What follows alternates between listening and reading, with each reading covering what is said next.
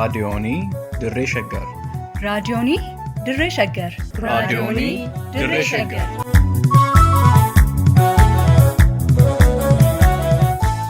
Raadiyoonii Dirree Shaggar. Raadiyooniin Dirree Shaggar torbaan guutuu guyyoodhaan galgalatti sa'aatii tokkorraa eegalee hamma sa'aatii tokkoof walakkaatti dambalii gabaabaa meetir baandii 19 kiiloo heerzii 15,415 irratti qophii dabarsuu amma jalqaba. Raadiyoonii Dirree Shaggar.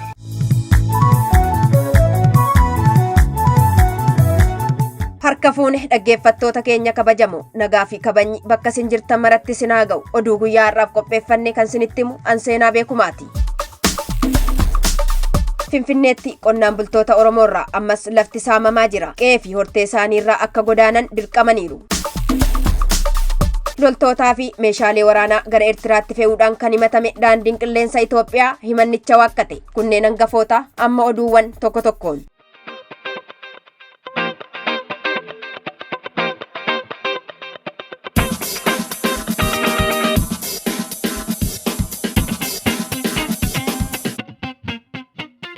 Magaalaa Finfinnee kutaa bulchiinsa magaalaa Laaftoo Nifaas Silkii Jamoo lakkoofsa 2 jedhamuun beekamu kan jiraatan qonnaan bultoonni Oromoo obbo Alamuu Elemaa Gammadaa fi obbo Kadir Nagaash laftii fi horteen isaanii irraa fudhatame namoota maqaa mana amantaa ijaaruutiin socho'aniif kennamu qonnaan bultoonni kunneen raadiyoonii Dirree Shaggaritti himaniiru. Akka qonnaan bultoonni kunneen jedhanitti namoonni eenyummaan isaanii hin beekne fulbaana 26 bara 2014 bakka sitti argamuun mana amantaa ijaaruuf karaa bulchiinsa magaalaa Finfinnee eeyyamni ijaarsaa akka kennameef poolisoota of duuba hiriirsuun qabeenya isaanii irratti dallaa ijaarrataa akka oolan himan. Obbo Alamuun bara bulchiinsa mootummaa Wayyaanees poolisoota sirnichaatiin reebichi yeroo adda addaatti irratti raawwachaa turuu ibsanii lafti isaanii hektaara 7 walakkaatti tilmaamamu irraa fudhatamuu dubbatu.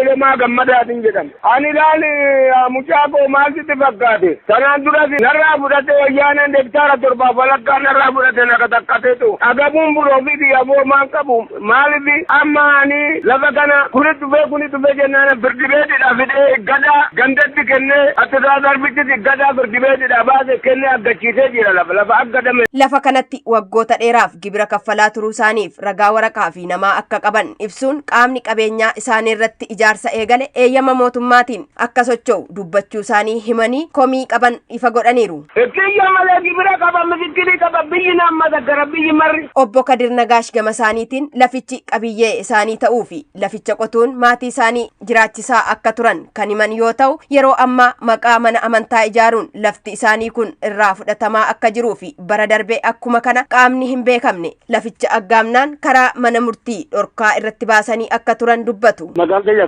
Kadir Nagaash jedhama. Lafti kan harka jiru kan ijoollee siyaachin guddifadhe ijoollee torba qaba. Yaa Chalchii jedhamee tokko narraa kenname odoo waan tokko natti himne odoo waan tokko naan jenne kan bakka bu'aa naan kennine yookaan immoo kaasaa kifiyyaa kan jedhamu sanillee naan kennine akkanuma irraa naari'uudha. Kanaafuu kiyyuma jibira sitti dabbalaa kan ture. Kanaaf wannoollee komishiin gaddaattillee kiyya ta'uudhaan naaga'umsee waradaatti naagalchee waradaatti birakatamaatti naagalchee taasisan kan hojjetamu irra jiru hangaye. Ijaarsi kun qabiyyee isaanii irratti ijaaramuu akka hin qabne hubachiisanii namoonni ijaarsaaf dhaqan eeyyama qaama mootummaa akka qaban itti himuu maddiitti poolisootaan bakkichaa ari'atamuu isaanii haati warraa obbo Kadir Nagaash ni ibsu. Manni amantaa duubaan ijaarsa kana raawwachiisaa jiru Addis Kidaan Yekibir Dammanaa Church akka jedhamullee dubbataniiru. Amma maqaa charchii arganneef jirra. Addis Kidaan Yekibir Dammanaa Church. Ande poolisiin gaawidhaan ijaarrataa jiranii kaartaa harkaa qabanii waan hunda harkaa qabanii deemaasii jedhee nu ari'an. Eenyummaa namoota ijaarsaa kana duuba jiranii akka hin beekne kan ibsan obbo Kadir Nagaash qabiyyeen kiyyanaaf deebi'ee qaamni ijaarsa kana duuba jiru seeraan akka gaafatamu barbaada jechuun yaada isaanii raadiyoonii Dirree Shaggaritti himaniiru. Maqaa isaanii beeknu kalachuma arginee charchii midhaafnaa jedhan. Ani amma wanni jedhu lafti kiyyoon naaf adeemu warri immoo warra kana kenneefis maaliif akka kenname akka naa gaafatamu. Wabii Waaqootu gabaase.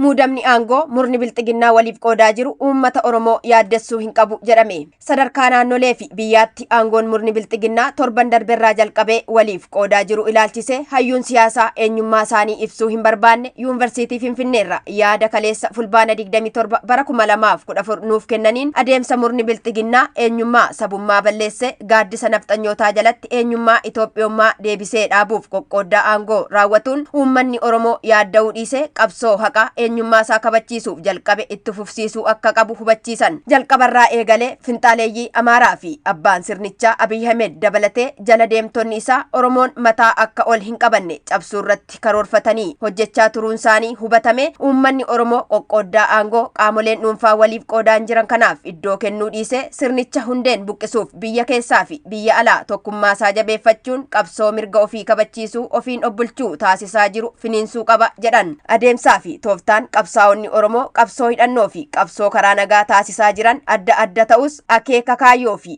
galma isaanii karaa alkallattiinis ta'u tokko godhanii socho'uu akka qaban keessumaa dhaloonni lafaa dhufaan humna qabu hubannoo fi beekumsaan dabalee injifannoo Oromoon akka sabaatti barbaadu mirkeessuuf qooda irraa eegamu bahuu akka irra jiraatu dhaamaniiru. Kan gabaase Wabii Waaqooti.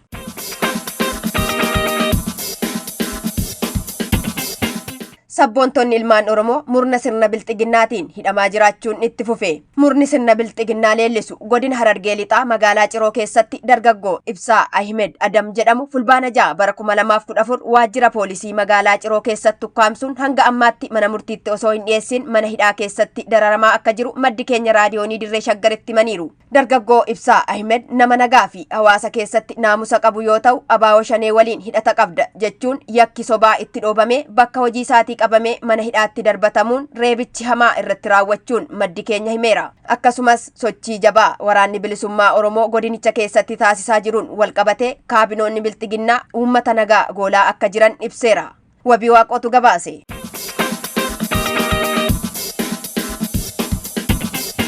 Dhaabbanni mootummoota gamtoomanii ragaa qabatamaa ittiin Itoophiyaan hojjettoota dhaabbatichaa biyyattii keessaa ariite gaafate. Kabaja dhaabbatichaa eeguuf dirqamatu narra jira kan jedhan barreessaa olaanaan dhaabbata mootummoota gamtoomanii Antooniyoo Guuterees walgayii manni maree nageenyaa dhimma Itoophiyaa irratti yeroo kurnaffaa roobii darbe geggeesse irratti sababa Itoophiyaan ittiin hojjettoota mootummoota gamtoomanii 7 biyyattii lakkisanii akka bahan ajajjeef ragaa qabatamaa gaafataniiru. Kanuma hordofuun mootummoota gamtoomaniitti ambaasaaddarri Itoophiyaa gochaalee seeraan alaa hojjettoonni mootummoota gamtoomanii dhimma biyyattii keessa lixuun raawwachaa turan 15 himachuu dhaabbatichaaf baatii onkoloolessa bara 2021 keessa xalayaan beeksisuu yoo himu Antooniyoo Guuterees garuu hanga ammaatti xalayaa mootummaan Itoophiyaa dhimma hojjettoota kanneenii waliin walqabatee akka hin jiraanne hubachiisuu isaanii Aljaziraan gabaasee jira. Hojjettoonni dhaabbata mootummoota gamtoomanii walaba ta'anii akka hin hojjennee fi naamusaa fi dambii dhaabbatichaa alatti yakka raawwataniiru yoo ta'e ragaan nuuf qoodamee qorannoon akka irratti godhamu si'a 2 ministeera muummicha Itoophiyaa Abiy Ahmed gaafannullee deebii akka hin arganne himuun Itoophiyaan hojjettoota kunneen biyya ishee keessaa baasuun seerota idil addunyaa cabsitee jirti jenneeti amanna kan jedhan Antooniyoo Guuterees dhaabbatichi ajandaa uummata Itoophiyaa gidiraa keessaa baasuu malee ajandaa siyaasaa biraa biyyattiirraa akka hin qabnellee himaniiru. Dhaabbatichatti ambaasaaddarri Ameerikaa Liindaa Toomaas Giriinfiild mootummaan Itoophiyaa ragaa qabatamaa malee hojjettoota dhaabbata mootummoota gamtoomanii biyyattii keessaa ari'uun dhibaa'ummaadha jechuun yoo ibsan dhaabbatichi garee kamirraayyuu walaba waan ta'eef hojjettoonni Itoophiyaa keessaa baafaman hatattamaan gara sana akka deebifaman mana marichaatti dubbataniiru. Dhumarrattis Antooniyoo Guuterees Itoophiyaa keessatti sarbamni mirga namoomaa jabaan taasifamaa jiraachuu ibsuun hawaasni idil addunyaa mootummaa Itoophiyaa irratti tarkaanfii hatattamaa akka fudhatu gaafataniiru. Liiban Jaarsootu qindeesse.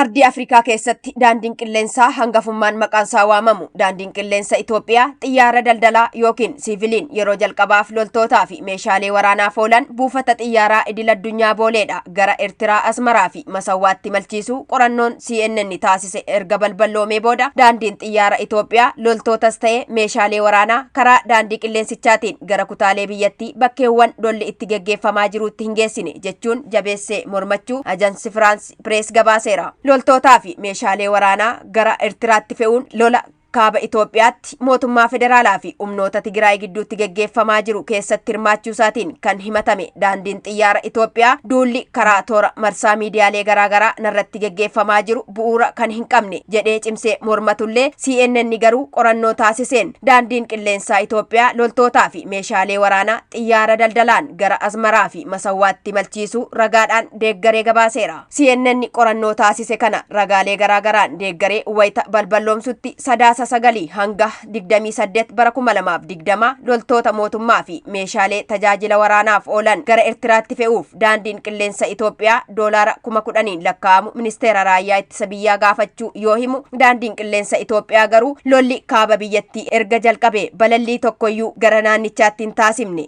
xiyyaarri tokkoyyuu bakkeewwan waraanichi itti geggeeffamaa jiru hin qubanne erga jedhee booda nagayee fi ragaalee CNN toora marsariitii irratti qoode footooshooppii nagayee moofaa fi walitti dhufeenya hin qabne fayyadamanii maqaa daandii qilleensaa kanaa xureessaniiru jechuun komateera. Kan qindeesse Liiban Jaarsooti.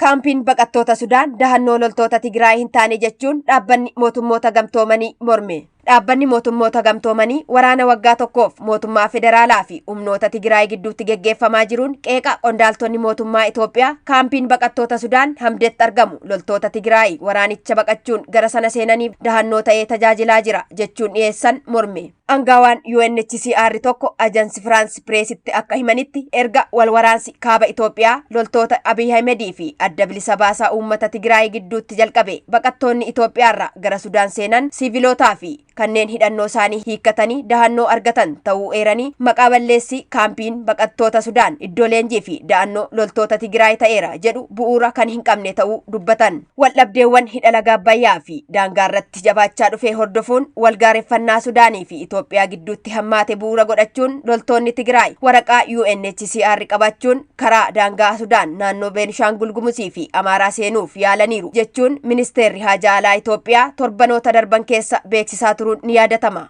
Liiban Jaarsootu qindeesse.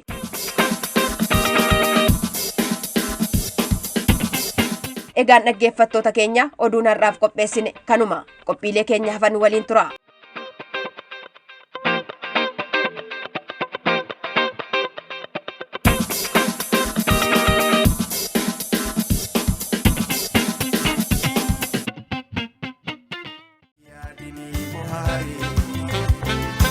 Gardini carraati yaa mariiku amma nufuu nagaatti amma sanuu nanuusaa soobsi wanta hireen nuuf laaffee kuusi. Gammadi yaadinatis buhaarii gardini carraati.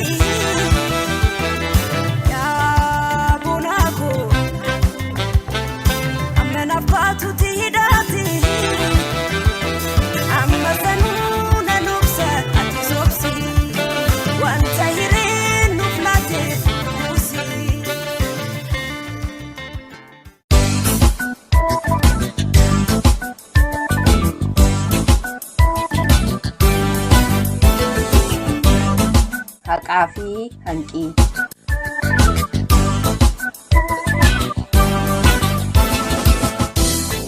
Oromoonni haqatti amana.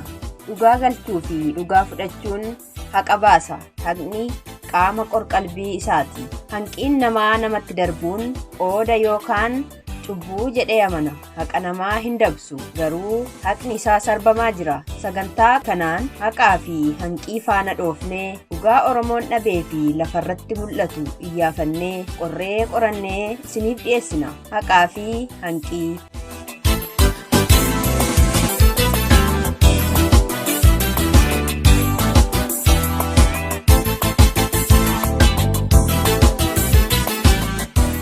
Haqaa fi hanqii hammeenya guddaa hidhamtoota siyaasaa Oromoo dubartoota irratti raawwatamaa jiru. Akkam jirtu dhaggeeffattoota raadiyoonii Dirree Shaggar. Qophii haqaa fi hanqii har'aatiin hammeenya guddaa dubartoota Oromoo mana hidhaa keessa jiran irratti raawwatamaa jiru ilaalchisee waan qabannee dhiyaanne qabnaa nu hordofaa. Barbaadeen nabee.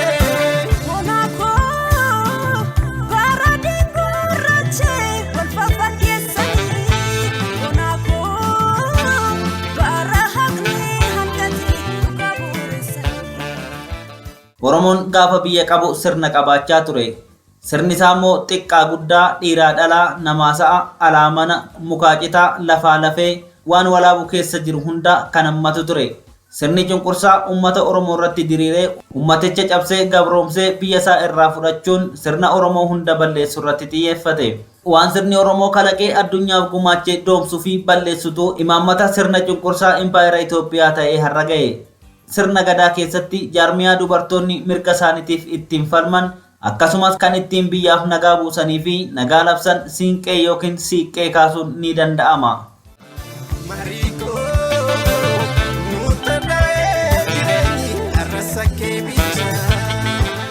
Siinqeen maali?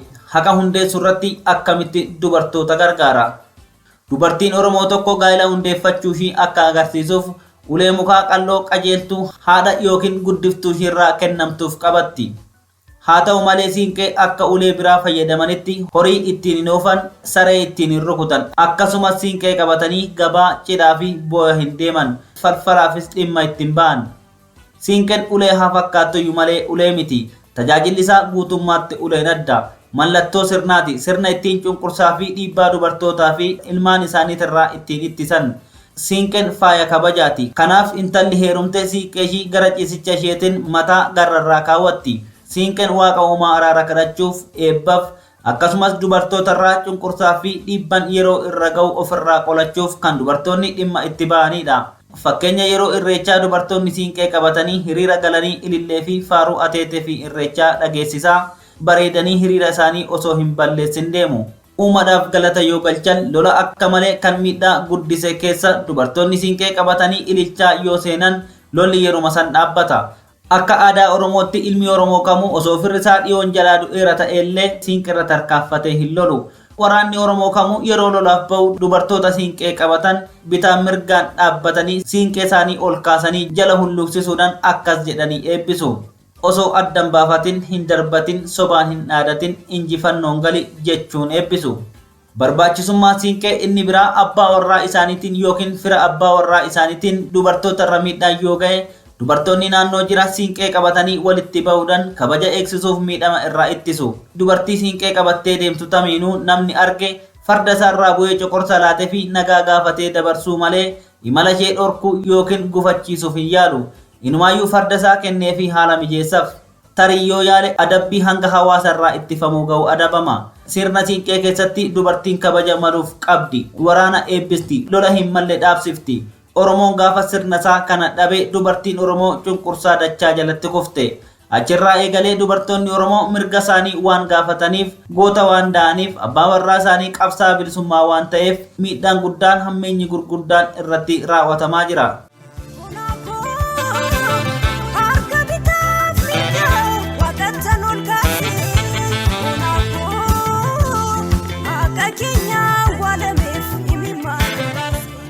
Haalli dubartoonni Oromoo siiqqee fayyadamanii cunqursaa fi dhiibbaa ittiin qolatan kun weerara aadaa fi sirna Oromoo irratti mootota impaayera Itoophiyaatiin raawwatameen Oromiyaa bakka baay'eetti kan irraanfatame ta'us deebisanii sirna kana bayyanachiisuuf ammayyuu raacitiin isaa badee hin banne ni jira.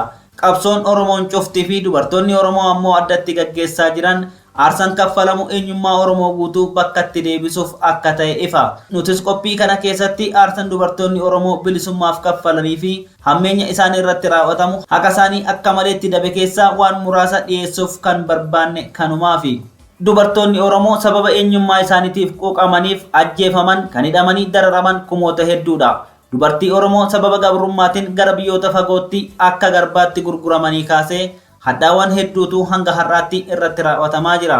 Barreessituu Jaalladhii Gammadaa kan turte Angaatuu yookiin Alfiyaa Yuusuf dabalatee qabsaa'ota Oromoo baroota 30 darban keessatti as buuteen isaanii dhabame keessaa dubartoonni Oromoos lakkoofsan hedduudha. Dubartiin Oromoo yeroo jalqabaatiif murtiin du'aa itti murtaa'ee boodarra qabsoo sabaatiin baate aslii Oromoo mana hidhaa keessatti mataa gogaan qaruuraa caccabaadhaan kan irraa haadame artisti Ilfinash Qannoo kan mana dukkanaa keessatti hidhamaa turanii fi jiran kan ilmoo isaanii wajjin hidhamanii dararaman danuudha. kan ilmoo harma malee nyaata dabalataa hin eegalle irraa hidhaman kanneen akka caatuu taakkalaa abeetuu tokkoof lamaa miti. Kan barumsa irraa hidhaman sababa dubartummaa isaaniitiin waan qulqullinaaf isaan barbaachisu kan dhorkamanii of jibban kan dhaanichi safuu cabsee qullaa irratti raawwatamu tokkoof lamaa miti. Dirqisiisanii gudeeduun ammoo golee Oromiyaa mara keessaa eegalee hanga bakkoota torcharii yookiin gidiraa Finfinnee keessa jiraniitti dubartoota Oromoo irratti humnoota tikaa fi nageenya mootummaatiin gaggeeffama. Dubartoota Oromoo armaan dura sababa siyaasatiin hidhaman balballi Oromoo haala kaa'u kan tarreessanii dhumu waan hin taaneef ammalleen hidhaa fi gidirsaan isaan irra ga'u akkuma itti fufetti jira.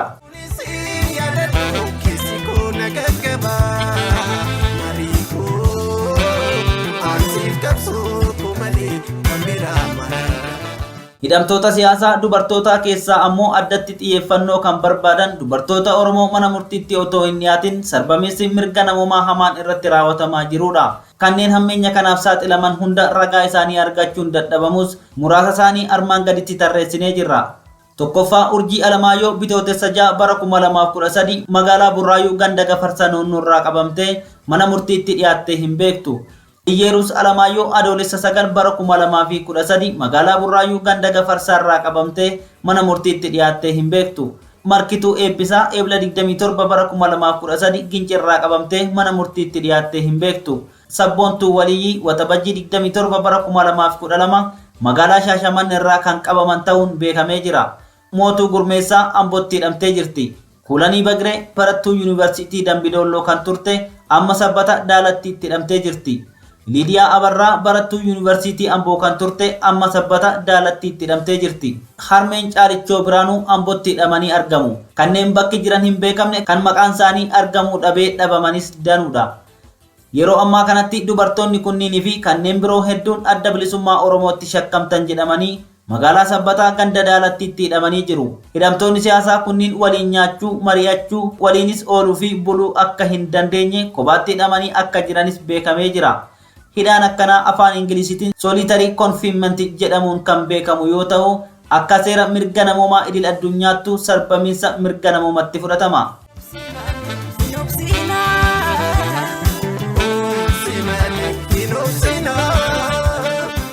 Dubartoota Oromoo kanneen irraa miidhaan qaamaa fi qorqalbii cimaan irra gaheera. Keessumaa gadaamessa dubartoota kanarratti ta'ee jedhamee xiyyeeffatamee miidhaan akka irra gahaa jiru uummanni beekuu qaba. Addatti ammoo sabboontuun sababa poolisiin Shaashamanneetti sadafii gadaamessa keessa rukuteef dhiigni garmalee irraa dhangala'eera. Yeroo dheeraa booda hospitaala Kuyyaraa yoo geeffamtu gara hospitaala Paawuloositti waan qajeelfamteef gara Daalattii fidamtee hidhamte. Sabboontuun yeroo baay'ee humni ibsaa elektirikiin itti qabsiifamee guggubamaa dararaa olaanaa argaa turte. Carraan isheen qabdu lubbuu ishee baraaruuf gadaamessa guutuu operaashiniin kutuun baasuun ta'aa jira. Kun ammoo akka isheen gara fuula duraatti dhala hin godhanne taasisa waan jedhameef sabboontuun amma sodaa fi yaaddoo guddaa keessa jirti. Yoo operaashinii hin taane ammoo lubbuun ishee balaaf saaxilamaadha. Urjii Alamaayyoo Reebicha hamaatu waajjira poolisii magaalaa Burraayuu keessatti irra ga'e. Nama mana guutuu keessatti qullaa paantii irraa baasanii dhaaban. Feerroon mataarra reebanii dhiiguu yoo didu shaneen budaadhaa 666dha. Tolcha qabu illuminaatidhaa fi kan kana fakkaatan ittiin jedhanii cuubee fidanii taa'aa isheerra waraananii akka dhiiguu fi dhiisu ilaalla jechuudhaan dararaa namaaf hin malle irratti raawwatan. Cuubeedhaan ija keessaa baafna jedhanii yoo baasuuf aggaaman poolisiin biraa irraa dhoowwe. Godaannisni isaa amma ni mul'ata. Ajjeefnee reeffa ganna jedhanii mari'atanii ajajaa isaanitti bilbilanii hayyama gaafachaa turan. Boodarra reebichatti jijjiiraniif sibiila hanga ilmoo qallattuu qaama ishee iddoo adda addaatti galchanii yoo baasuuf butan qaama kiyya keessaa waan hin mul'anne wayii qat jedhee cita jettee himatti. Gochi kun waan itti deddeebi'eef of wallaattee guyyaa 2 boodafaa of barti. Sababa kanaan amma miilli ishee inni bitaa sirnaan hin dacha'u hin diriiru. Qubni miila ishee 2 hin socho'u. Cuubee doomadhaan mataa goggogaatti irraa haadan. Iyyeerus ammoo hojjettuu mana nama dhuunfaa turte. Gara warra ishee galuuf osoo deemtu buufata atoobisii Askootti qabamte. Hanga ammaa warra waliin quba waliin qabdu. Warri ishii aanaa Anfilloo Garjeeda ganda Heenaa Furiiti. Kuulanii Bagiree kan jedhamtu adabbii waggaa 4 itti murameera. Isheenis rakkoo gadaamessaa cimaaf saaxilamtee jirti. Sababa kanaan akka malee of jibbitee jirti. Waan irra ga'e irraa kan ka'e rakkoo isheeyyuu namatti himachuuf fedhii hin qabdu. Hidhamtoonni siyaasaa Daalattiitti hidhaman kun hundi isaanii wallaansa fayyaa gurguddaa barbaadu. Garuu manniidhaa isaaniif hin eeyyamu. Kana biratti nyaata gahaa akka namaatti namaaf barbaachisulleen hin argatan. Gocha farra namoomaa hamaatu irratti raawwatamaa jira. Gama biraatiin namoonni dhibboota hedduutti lakkaa'aman bakkoota adda addaatti hidhamanii kan jiran himanni irratti banamee isaan dhaqqabe hin jiru. Garuu hidhamtoota hundayyuu dirqisiisanii waan isaan hin beekne akka mallatteessisan ibsu. Namni waan itti shakkame yoo qabaate ragaa jiru wajjin seeratti dhiyeeffama ture. Kan hidhamtoota siyaasaa Oromoo irratti raawwatamaa jiru garuu hammeenya olaanaadha. Dirqisiisanii yookiin of wallaalchisaa jecha keeti jedhanii waan hin goone ofumarratti ragaa taasisuun adabsiisuuf dhama'u. Waan seerarra hin jirre waan akka hin taane qofa odoo hin taane waan nama kamirrattuu hin raawwatamne daba guddaatu Oromoo irratti raawwatamaa jira.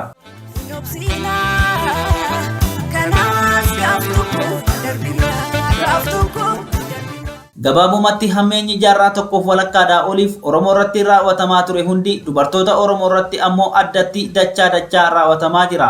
Akka dhala hin godhanneef ta'e jedhamee gadaamessi isaanii akka miidhamu taasifamu ilmoo isaanii fi abbaa warraa isaanii fuulduratti waan fokkisaa safuun ala ta'e irratti raawwatu dirqisiisanii gudeeduu dhaanichi hamaan irratti raawwatama. Yeroo laguutti waan qulqullinaaf barbaachisu dhorkanii duula qorqalbii irratti gochuun of jibbisiisu. Akka sammuun isaanii hin boqanne godhu. Waan dubartoota Oromoo irratti raawwatamaa jiru kana tarreessanii fixuun nama dhiba. Akkuma seensarratti ibsuuf yaalle hammeenyi guddaan dubartoota Oromoo irratti yeroo ammaa raawwatamaa jiru kun haala hamaa Oromoon akka sabaatti keessa jiru kan calanqisiisudha.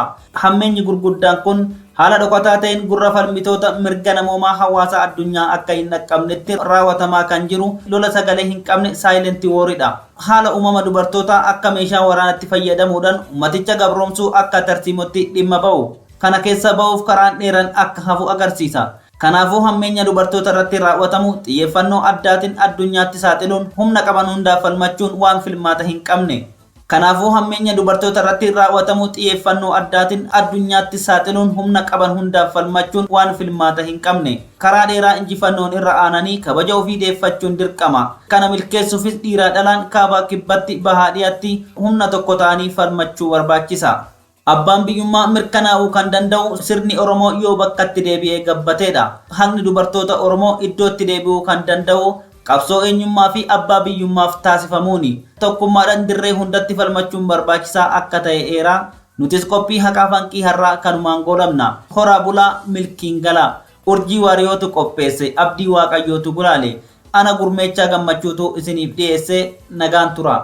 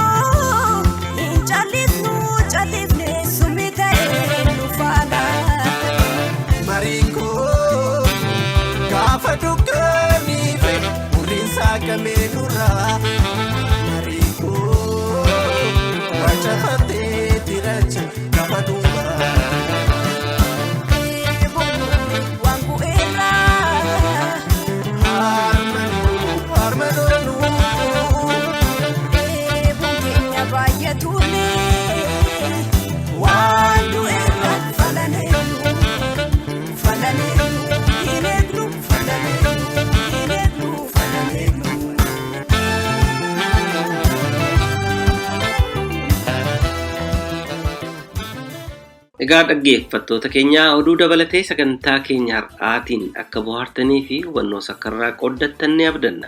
Sagantaa haqaa fi hanqii torbaan dhufu sa'aatii wal fakkaatu irratti isiniif dhiyeessinu irratti akka dhiyaattaniif asuma isin affeeraa. Tamsaasa raadiyoonii Dirree Shaggar boruu galgala sa'aatii wal fakkaatu irratti isiniif darbuun walitti deebina. Turtii gaarii qabaadhaa.